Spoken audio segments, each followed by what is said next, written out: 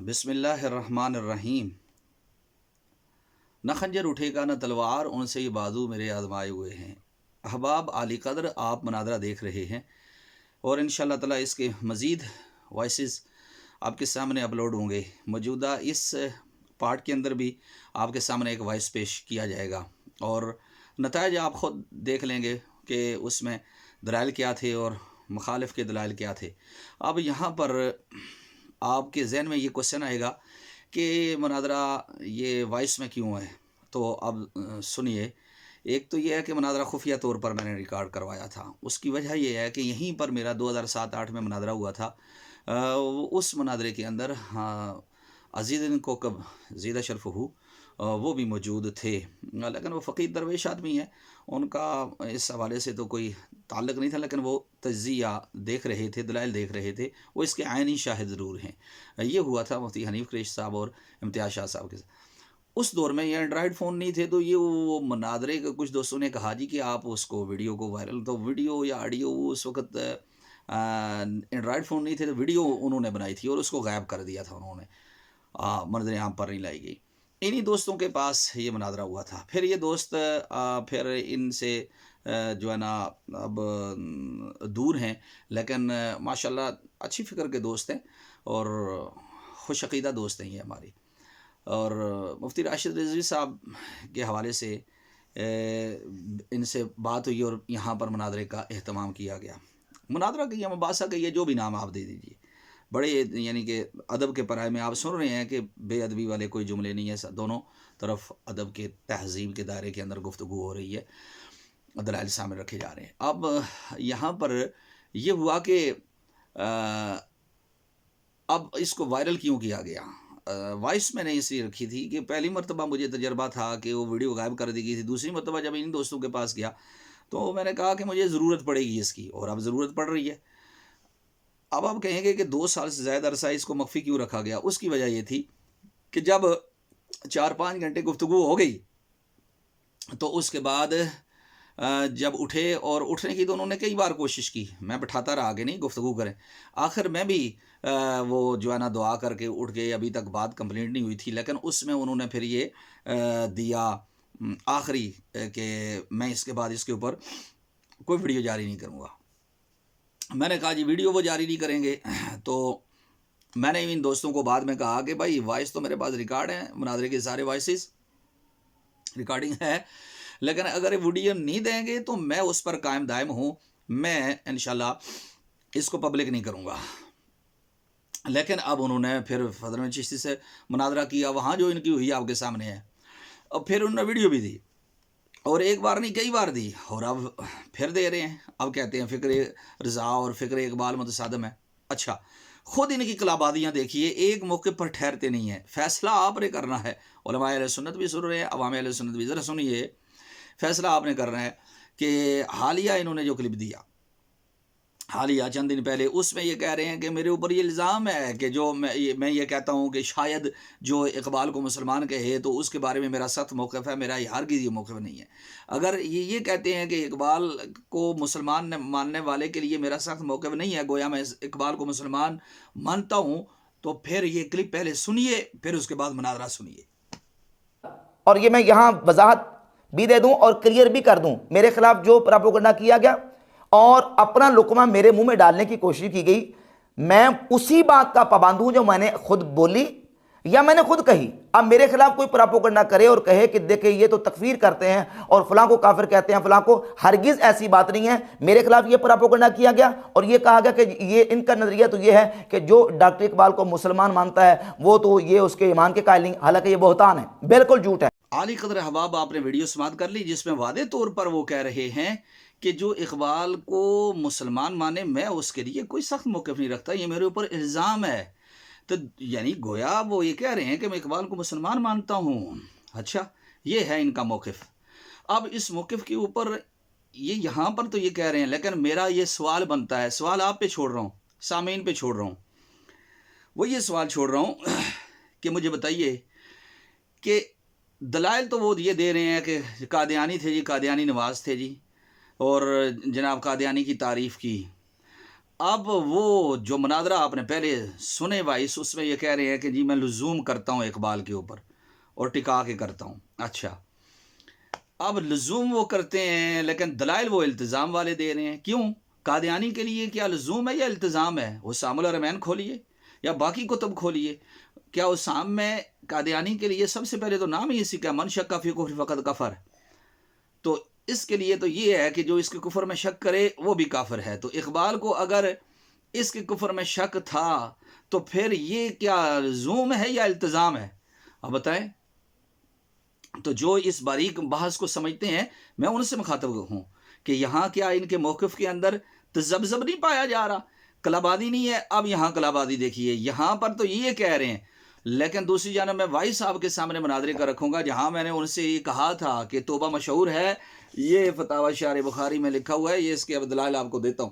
یہ شارح بخاری اس کے اندر لکھا ہوا ہے کہ توبہ مشہور ہے. یہ بدر العلماء جب میں پیش کر رہا تھا کہ یہ بدر العلماء اس کے اندر یہ لکھا ہوا ہے کہ توبہ مشہور ہے، تو وہ کہہ رہے تھے توبہ مشہورہ کا مطلب کیا ہے؟ میں نے کہا جناب پھر آپ کافر نہیں کہیں گے.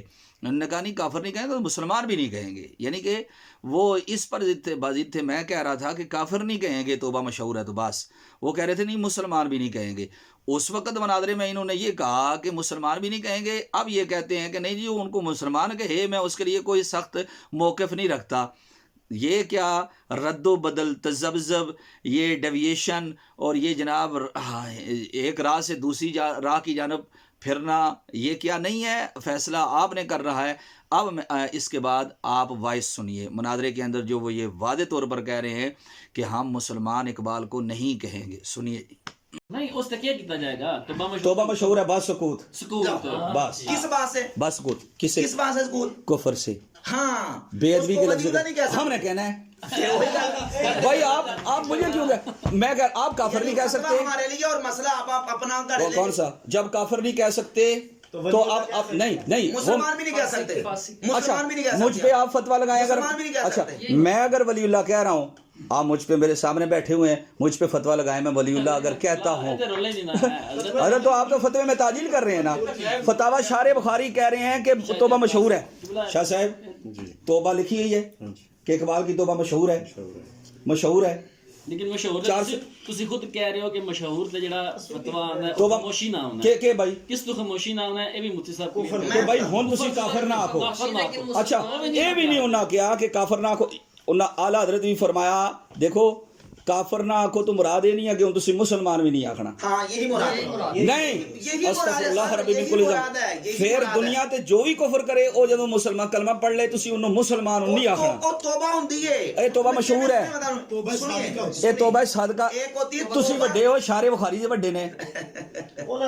تسی منو نہیں بھائی آپ اس کا جواب دیں. وہ کہتے ہیں توبہ مشہور ہے، وہ کہہ رہے ہیں توبہ مشہور ہے. اس جملے کا جواب دیں کہ بھائی فقہ اصول دی کتاباں چوں توبہ مشہور دا کی ہوگا. تسی پھر انہاں دے اسلام دے پیچھے کیوں پے ہوئے ہو جدوں مردیاں بھی کلمہ پڑھ دے پے نے؟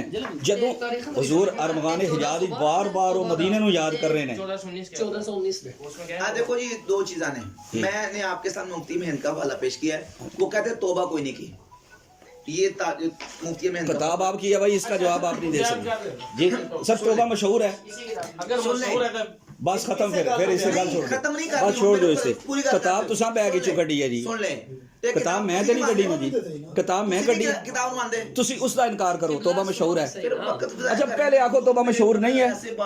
آکھو شارح بخاری غلط آکھیا. او بھائی کس طرح سنا بھائی آکھن نہ توبہ مشہور ہے درست ہے. اس کا جواب دین لگے سر زگ زیگ ہو جائیں گے نا پھر اسی.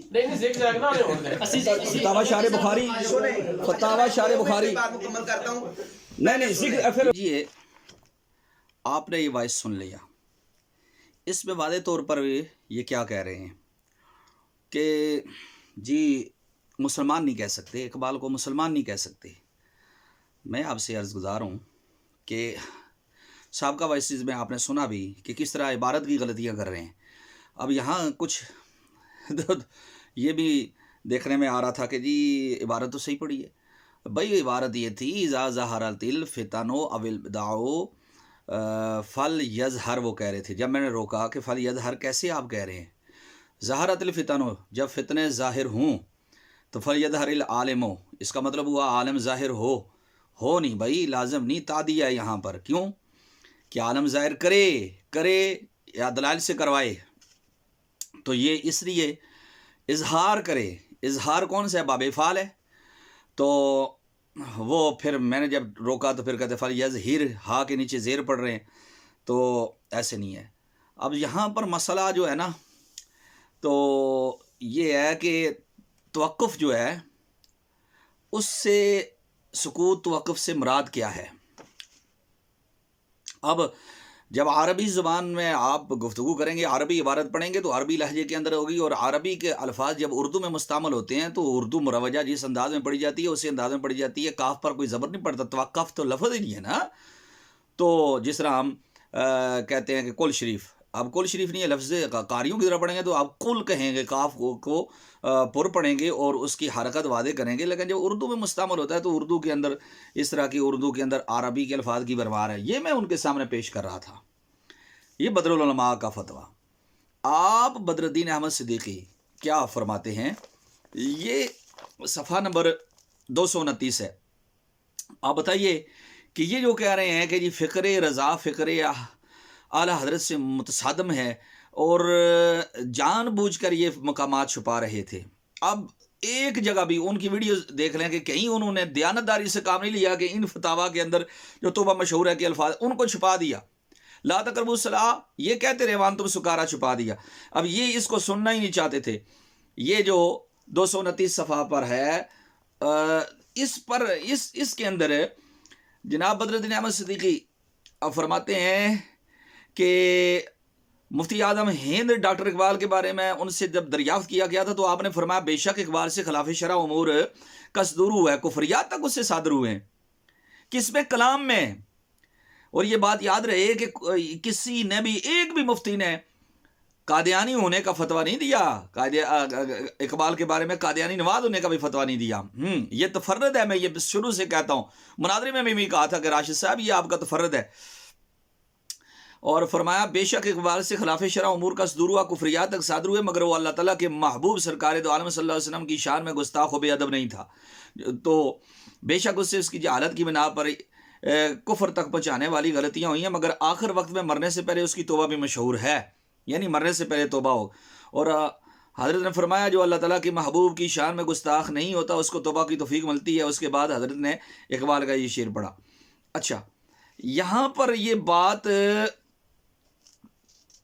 آگے انہوں نے لکھی ہے کہ حضرات قارئین کو ہم اس فتویٰ کے پیش نظر مشورہ دیتے ہیں کہ ڈاکٹر اقبال کی ذات کے بارے میں ضرور توقف بھی کریں اور سکوت سے کام لیں، لیکن ان کے وہ اشعار جو شریعت مقدسہ کے خلاف ہیں ان سے قطعی پرہیز کریں، انہیں سند بنا کر ہرگز نہ پیش کریں. یہ تو ہم بھی کہتے ہیں، جو شریعت سے متصادم ہیں ان کو ہرگز پیش نہ کریں. اچھا جی، یہ تاج الشریعہ کا فتویٰ بتا رہے تھے. ابھی حال میں جو ویڈیو آئی ہے اس کا میں جواب دیتا ہوں. یہ تاج الشریعہ کا، اب یہ تاج الشریعہ کیا لکھتے ہیں؟ حضور تاج الشریعہ کا یہ تو انہوں نے پیش کیا کہ جی ڈاکٹر اقبال کے چند کفریہ اشعار، قادیانیت کی بات نہیں، اشعار کی بات ہے. کیا ڈاکٹر اقبال شاعر پر کفر کا فتویٰ ہے؟ اگر ہے تو کن اشعار و کلام پر؟ برائے کرم جواب عطا فرمائیں. ہاں بلا شبہ اقبال پر اس کے متعدد کفری اشعار کی وجہ سے علماء نے کفر کا فتویٰ دیا. چند اشعار اس کے جو کفری ہیں مدرج ذیل لکھے جاتے ہیں. تیری لحد کی زیارت ہے زندگی دل کی، مسیح و خضر سے اونچا مقام ہے تیرا، صفحہ نمبر 498 ہے.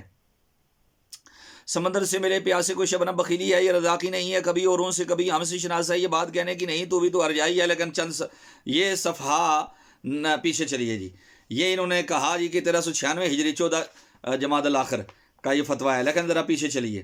یہی اسی طرح کا سوال آپ سے یوں ہوتا ہے سوال کہ ڈاکٹر اقبال کو علامہ کہنا کیسا ہے، کہنا چاہیے یا نہیں؟ تو تاج الشریعہ جواب دیتے ہیں، صفحہ نمبر 398 ہے، علامہ نہ کہیں لعدم الاستحقاق شرعاً.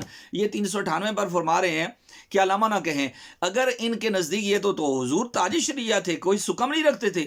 وہ کہہ دیتے کہ نہیں جی یہ تو علامہ کی بات کر رہے ہیں، یہ تو مسلمان ہی نہیں تھا، اس نے تو یہ کیا وہ کیا.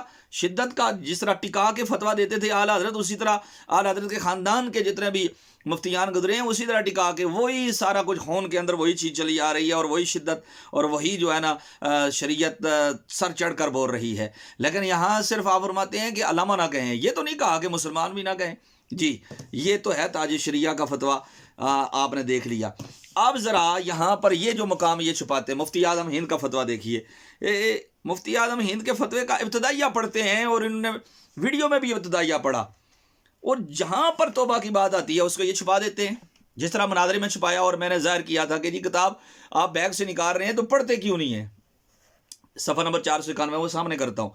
اب یہ دیکھیے جناب، یہ آپ کے سامنے فتاویٰ مفتی اعظم ہند ہے، جلد نمبر 5 ہے، صفحہ نمبر 358 ہے۔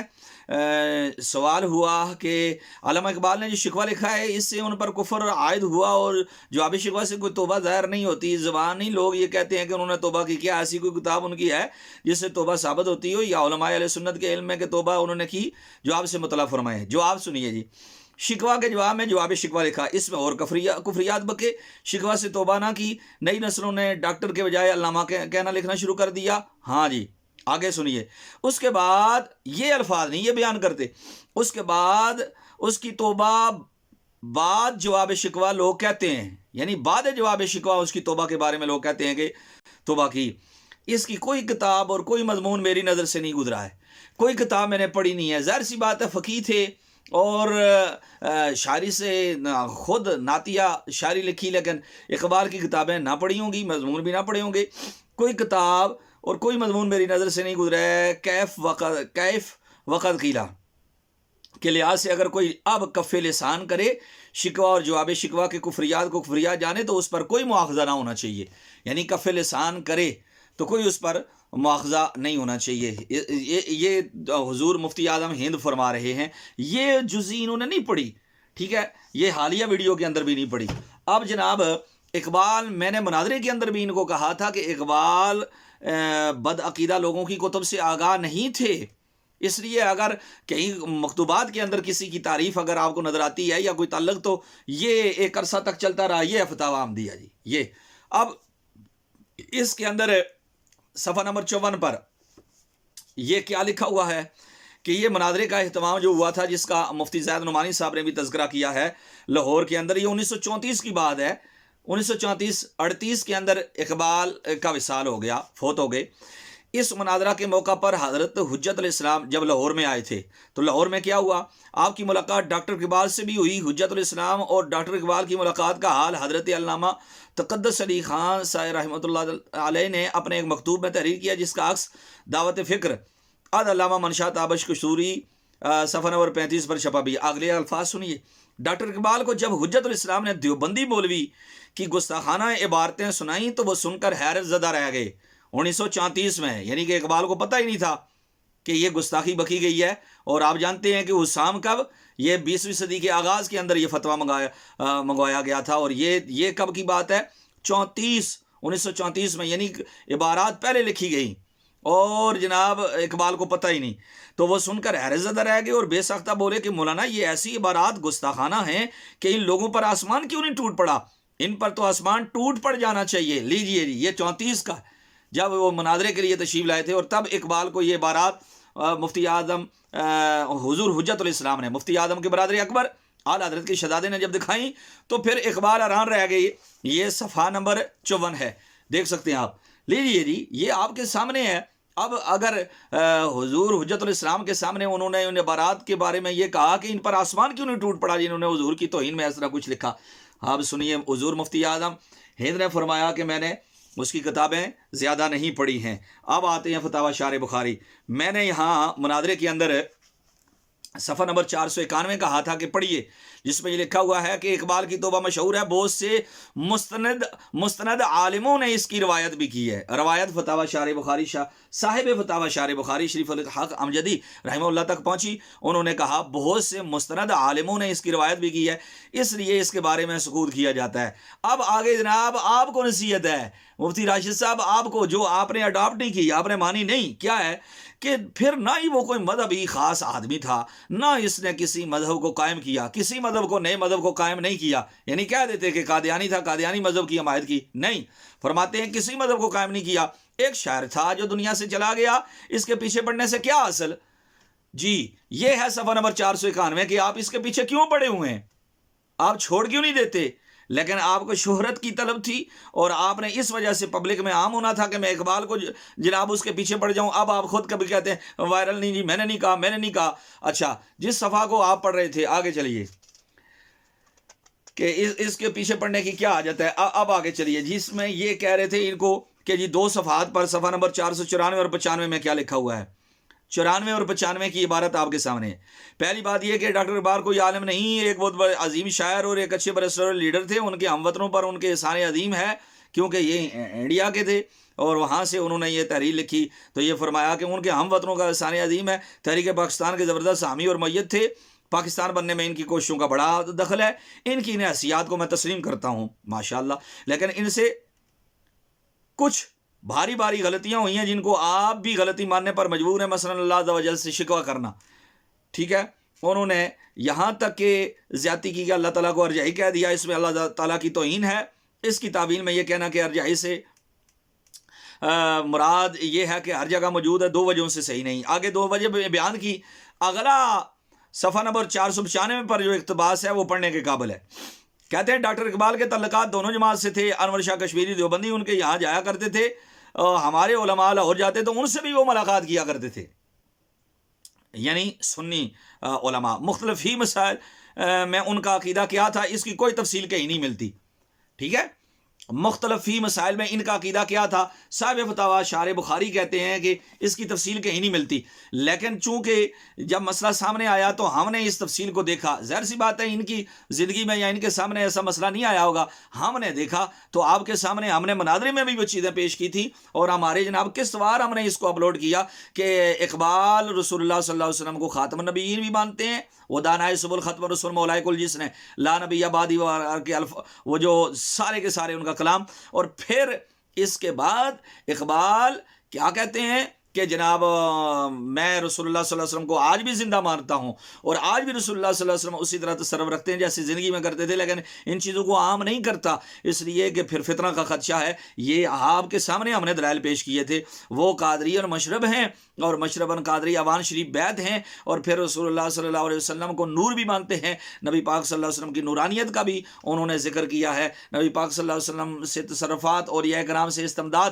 پھر ان کا عقیدہ کیا ہے. حاضر میں ہوا شیخ مجدد کی لحد پر حضور داتا علی اجویری کے بارے میں کیا کہتے ہیں. یہ تو فرمایا مجدد صاحب کی قبر پر حاضری وہ خاک کے ہے مطلع زیر فلک مطلع انوار، لیکن حضور داتا علی اجویری کے بارے میں شیخ کے بارے میں آپ سید حجویر مخدوم امم مرقد و پیر سنجر راہ حرم. یہاں کی بات کیا تو سارے عقائد و نظریات آپ کے اہل سنہ والے ہیں. اہل سنت کے معمول کے مطابق آپ نماز داتا صاحب آ کر پڑھا کرتے تھے اور ڈیلی جب انارکلی آپ رہتے تھے تو داتا صاحب کی مسجد میں وہاں پر ساتھ نماز پڑھتے حاضری بھی پیش کرتے تھے. یہ کوئی بدعقیدہ کر سکتا ہے؟ عقائد و نظریات علم غیب میں تصرف میں حضور کے زندہ ماننے میں وہ سارے کے سارے آپ وہی رکھتے ہیں جو نبی پاک صلی اللہ علیہ وسلم کے بارے میں ہم سنی رکھتے ہیں. آپ نے فرمایا چونکہ میں نے کتب نہیں پڑھی جو نہیں پتا کہ ان کے کیا عقائد و نظریات تھے، لیکن آگے چل کر فرمایا مزارات کو بوسہ دے. یہ ان کا عقیدہ اس کی تفصیل نہیں ملتی. بزرگان دین کے مزارات پر وہ حاضری دیا کرتے تھے، مزارات کو بوسہ دیتے تھے. یہ سب زبانی روایتیں ہیں. بدقسمتی سے میں نے ان کی کوئی سوانح یاد نہیں پڑھی ہے. ٹھیک ہے، انہوں نے نہیں پڑھی تو پھر جو ذمہ دارانہ بات تھی وہ آپ نے لکھ دی جہاں تک آپ جانتے تھے. یہ میں نے مختصراً آپ کے سامنے چند فتاوی جات پیش کیے ہیں. یہ جو کہتے ہیں کہ جناب متصادم ہے اور جناب علامہ نہیں کہنا چاہیے. میرے حضور غزالی زمان جہاں بھی اقبال کا ذکر کرتے تو علامہ اقبال کہتے تھے. اکثر اپنے خطابات کے اندر آپ یہ شعر پڑھتے تھے کہ آنکھ والا تیرے جوبن کا تماشا دیکھے، دیدہ کور کو نظر آئے کیا وہ کیا دیکھے. اقبال کا شعر پڑھتے. اور پھر یہ بھی ہے عبدالحکیم شرف قادری رحمہ اللہ نے لکھا حضور غزالی زمان تقریر کر رہے تھے، اقبال کی صدارت تھی اور اقبال نے تقریر سن کر کہا کہ ایسی چنگاری بھی اپنی خاکستر میں ہے. اور امام کاظمی حضور غزالی زمان کی سیرت پر جو کتاب ہے اس کے اندر لکھا ہوا ہے کہ آپ نے اقبال کو علامہ کہا، علامہ اقبال کے بارے میں یہ الفاظ کہے. اور اس کے ساتھ ساتھ جناب ہمارے تمام بزرگوں نے اس حوالے سے یہ چیزیں لکھی ہیں. آپ ذرا دیکھیے یہ کتاب جو درس نظامی میں پڑھائی جاتی ہے تاریخ ساز شخصیات، اس کے اندر دیکھیں کہ یہ صفحہ نمبر 111 ہے، 110 ہے.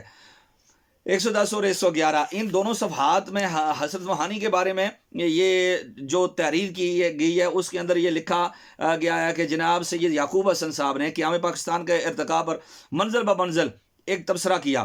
اس میں یہ مضمون لکھا ہے کہ علامہ اقبال برصغیر کے ان لوگوں میں سے تھے جن کے دلوں میں مسلمانوں کی سیاسی بیداری اور سیاسی آزادی کے لیے ناقابل بیان تڑپ تھی. پھر آگے چل کے لکھتے ہیں علامہ اقبال نے اپنی فکر کا چراغ مولانا حسن موہانی کے چراغ فکر سے روشن کیا تھا. پھر لکھتے ہیں علامہ اقبال مولانا حسن موہانی اور علامہ اقبال دونوں کو قدرت کی طرف سے غیر معمولی سیاسی بصیرت عطا ہوئی تھی. ایک صفحے کے اوپر 3-4 مرتبہ اقبال کے نام کے ساتھ علامہ اقبال لکھا ہے. آگے دیکھیے جناب یہ صفحہ نمبر 91. علامہ اقبال آپ کی بہت تعظیم کیا کرتے تھے. یہ پیر سید جماعت علی شاہ محدث علی پوری کے بارے میں صفحہ نمبر 91 پر لکھا گیا ہے کہ علامہ اقبال آپ کی بہت تعظیم کیا کرتے تھے. ایک دفعہ انجمن حمایت اسلام لاہور کے جلسہ کی صدارت کر رہے تھے کہ علامہ اقبال آ کر آپ کے قدموں میں بیٹھ گئے. یہ جناب یہی الفاظ عبدالحکیم شرف قادری رحمہ اللہ نے لکھے ہیں تذکرہ اکابر اہل سنت کے اندر. اور پھر اس پر علامہ اقبال نے کیا کہا, یعنی کہ علامہ کے الفاظ لکھے جا رہے ہیں. اگر آپ کہتے ہیں کہ علامہ کہنا درست نہیں ہے تو یہ تو اکابر ہستیوں نے لکھا ہے. اور پھر اقبال کو آخری زندگی کے اندر جب مطلع ہو گئے دیوبندیوں کے اور ان منکرین کے ان عبارات سے جن سے آپ مطلع نہیں تھے, تو آپ نے کہا ان پر آسمان کیوں نہیں ٹوٹا. اس کا مطلب یہ ہے کہ اقبال کا خاتمہ ایمان پر ہوا ہے. اور آپ کی ارمغان حجاز کتاب, میں نے مناظرے میں بھی کہا تھا کہ وہ کلیات کو ارمغان سمجھ رہے تھے. میں نے کہا آپ اس کلیات کے اندر جو چند اشعار ہیں یہ ارمغان ہے. ارمغان فارسی کے اندر اتنا اقتباس ہے, اس کا اتنا اس کی کلیکشن ہے, اور تو یہ ناکافی ان کے پاس انہوں نے مطالعہ کر کے اقبال کے اوپر چڑھائی کر دی. اگر انشاءاللہ تعالی آگے چلیں گے تو مزید جناب الجا ہے پاؤں یار کا زلف دراز میں لو اپنے دام میں سے یاد آ گیا. انشاءاللہ تعالی احقاق حق کے لیے آمدان عمل میں ہیں اور اقبال کے ایمان کا ہم اسلام کا ہم دفاع کرتے